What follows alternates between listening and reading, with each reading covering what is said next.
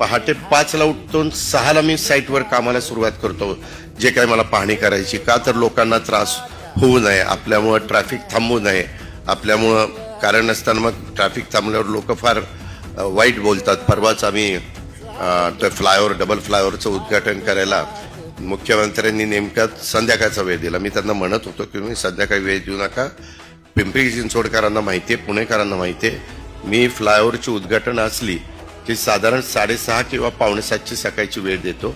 एक रिबीन लावायची, कापायची, गाडी घेऊन जायचं, झालं उद्घाटन.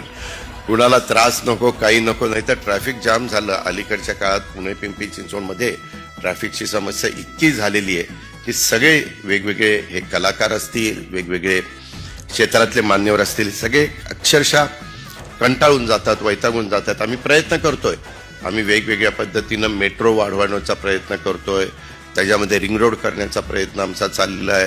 वेगवेगळे रुंदीकरणाच्या करता आम्हाला वाईटपणा घ्यावा लागतोय. काही ठिकाणी आम्ही फ्लायओव्हर करतोय, काही ठिकाणी डबल फ्लायओव्हर करतोय.